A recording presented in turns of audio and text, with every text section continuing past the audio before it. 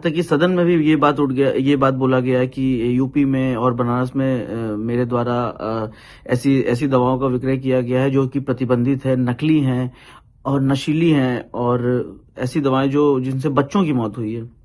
लेकिन मैं ये नहीं समझ पा रहा हूं कि जो भी कार्रवाई की जा रही है सिर्फ और सिर्फ मेरे ऊपर की जा रही है। माननीय अखिलेश यादव जी जो कि समाजवादी पार्टी के राष्ट्रीय अध्यक्ष हैं, उन्होंने भी इस पे टिप्पणियां की हैं। उनके अलावा भी बहुत से नेता लोग ऐसा बोल रहे हैं कि मैंने जहरीली सिरप बेची है, बच्चों की मौत हो गई है।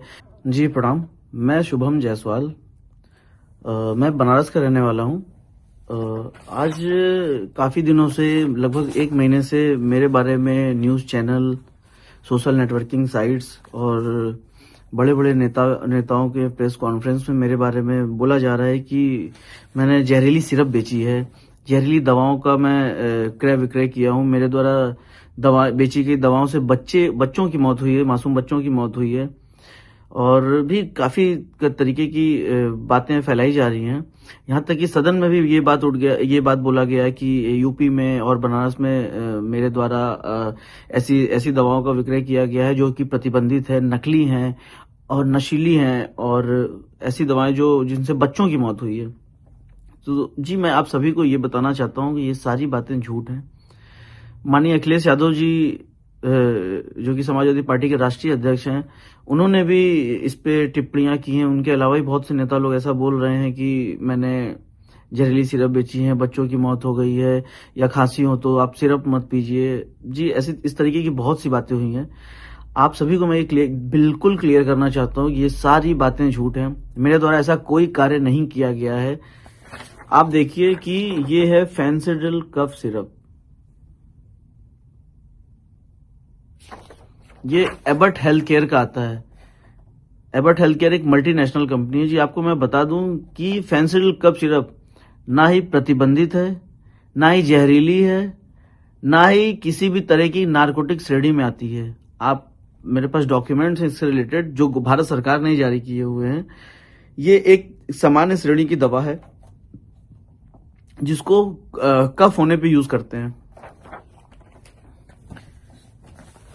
आपको मैं ये भी दिखाना चाहता हूं जो बच्चों की मौत हुई थी।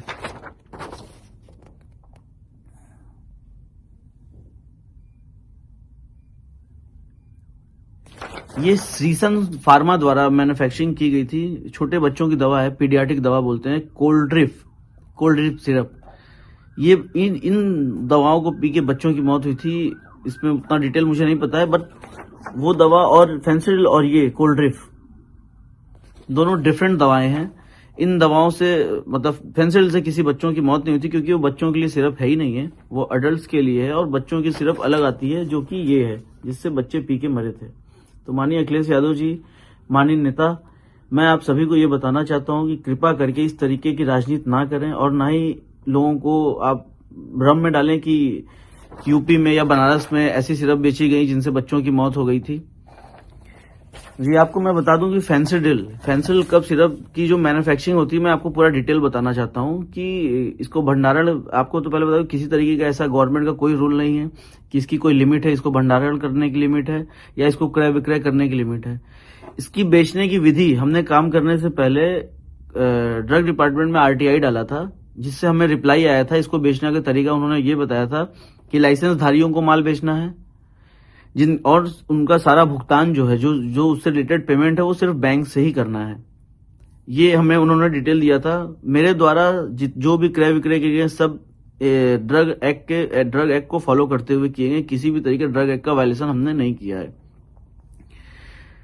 आपको बता दें कि कंपनी इसको कैसे बनाती है। कंपनी बनाती है तो इसमें जो कोडिन फॉस्फेट होता है, कोडिन फॉस्फेट का कोटा भारत सरकार के अंडर में, मिनिस्ट्री ऑफ फाइनेंस के अंडर में एक डिपार्टमेंट होता है, CBN, central bureau of narcotics, जो इसका कोटा कंपनियों को अलॉट करता है। सारी कंपनियों को वही कोटा अलॉट करते हैं, कोडिन का कोटा अलॉट करते हैं। मानिए एग्जांपल कि 5 किलो कोटा एबट हेल्थ केयर ने खरीदा, उससे उन्होंने 5 लाख बोतल मैन्युफैक्चरिंग की फेंसिडिल की, तो वो उसका ब्यौरा भी भारत सरकार को बेचने से पहले देते हैं कि हमने ये कोटा लिया तो इससे 5 लाख बोतल फेंसिडिल कफ सिरप का मैन्युफैक्चरिंग किया है। तो आप बताइए कि अगर वो 5 लाख बोतल का जब मैन्युफैक्चरिंग करके डिटेल का भारत सरकार को दे रहे हैं तो वो माल बना के बेचेंगे ही। माल फिर वो बिल करते हैं हमारे जैसे डिस्ट्रीब्यूटर्स को। आपको बता दें कि इंडिया में इकलौते हम अकेले डिस्ट्रीब्यूटर नहीं थे, अकेले हम बेचने वाले नहीं थे। बनारस झारखंड में मेरे पास था साइली ट्रेडर्स के नाम से, दिल्ली में एक फर्म थी, उत्तराखंड में एक फर्म थी, एमपी में एक फर्म थी। इस तरीके से और भी काफी जगह कई फर्में थी जहां पे कंपनी एफएनसीएल बिल करती थी।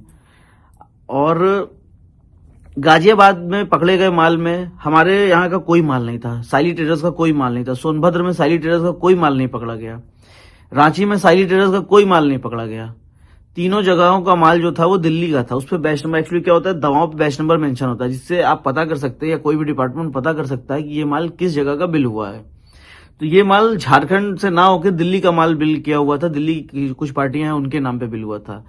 लेकिन मैं ये नहीं समझ पा रहा हूं कि जो भी कार्रवाई की जा रही है सिर्फ और सिर्फ मेरे ऊपर की जा रही है, जबकि मेरे द्वारा इस तरीके कोई कार्य, ये जो डॉक्यूमेंट्स अभी जो आप देख रहे हैं, ये मेरे द्वारा ही गवर्नमेंट को दिया गया था। जब मेरे यहाँ पे एक्चुअली एफएनसीएल कफ सिरप का प्रोडक्शन कंपनी बंद कर दी है, रीजन कि इसी तरीके डिपार्टमेंटल हेडक होते थे तो कंपनी ये बंद कर दी है। कंपनी ने बनाना बंद कर दिया। हमारे पास भी जो भी स्टॉक पड़े हुए थे, हमने उसको लास्ट टाइम जुलाई लास्ट में हमारे यहाँ से स्टॉक खत्म हो गया था, हमने सब माल बेच दिया था, सारी पार्टियों को, सारे लाइसेंस धारियों को बेचा था। किसी तरीके के अवैध व्यापार करने वालों को हमने माल नहीं बेचा है। जिसको भी दिया है सब दुकानदार थे, उनके लाइसेंस थे, उनके ड्रग लाइसेंस, उनके वैलिड ड्रग लाइसेंस उनके पास थे, उनके रूटीन जीएसटी सर्टिफिकेट थे उनके पास, उनके दुकान का जीपीएस फोटो हमारे पास था कि उनकी दुकानें हैं कि नहीं है, हमने जीपीएस फोटो। उसके बाद जब हम माल बेचते हैं उनको, तो हमने उनसे ऑर्डर पैड पे, लेटर पैड पे ऑर्डर मंगाया जाता है मेरे द्वारा। उसके बाद उनको बिल करते हैं माल बिल करने के तरीका ये है कि उनका हम सेल इनवॉइस बनाते हैं, ई वे बिल बनाते हैं, ई इनवॉइस करते हैं, और ट्रांसपोर्ट के थ्रू माल भेजते हैं तो ट्रांसपोर्ट की बिल्टी होती है।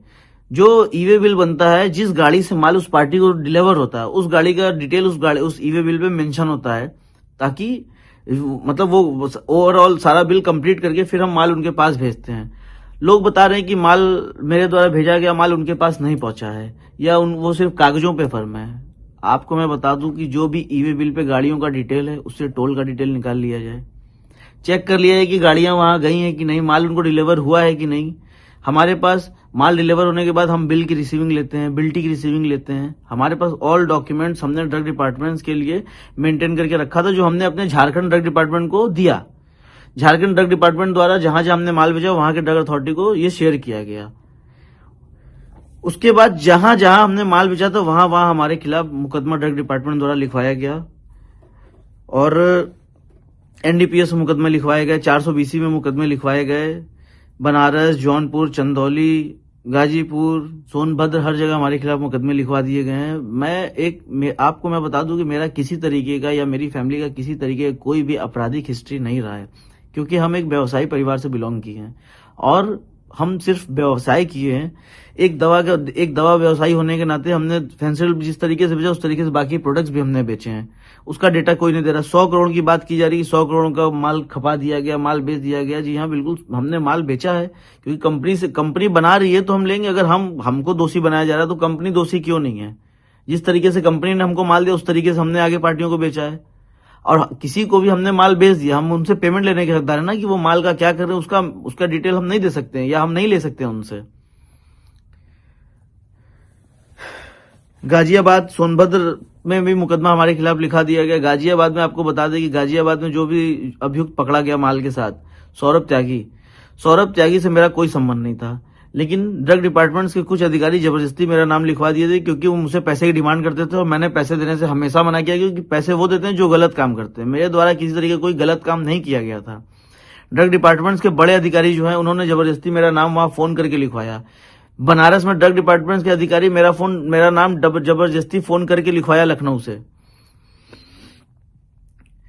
मेरे द्वारा किसी तरीके का काम नहीं किया। बाकी जितनी गाजियाबाद में माल पकड़े गए, गाजियाबाद में किसी तरीके की कोई जांच नहीं हो रही। क्यों नहीं हो रही आप बताइए? गाजियाबाद में माल पकड़ा गया अवैध तरीके से, वहां कोई एसआईटी नहीं बनी। वहां एसआईटी बनी है तो जांच वो हमारी कर रही है, वहां किसी तरीके की जांच नहीं कर रही है। दिल्ली की फर्मों की जांच नहीं चल रही है, मध्य प्रदेश की फर्मों की जांच नहीं चल रही है, उत्तराखंड की फर्मों की जांच नहीं चल रही है, जांच सिर्फ हमारी चल रही है। ऐसा हमें समझ में नहीं आ रहा है कि ऐसा मेरे साथ क्यों किया जा रहा है। मैं आपको ये भी बता दूं कि मेरा किसी तरीके की किसी राजनीतिक दलों से, किसी राजनेता से मेरा किसी तरीके का व्यापारिक संबंध नहीं रहा है, नॉर्मल भी किसी तरीके का मेरा किसी से संबंध नहीं रहा, फोटो वीडियो के बारे में मुझे नहीं पता उतना।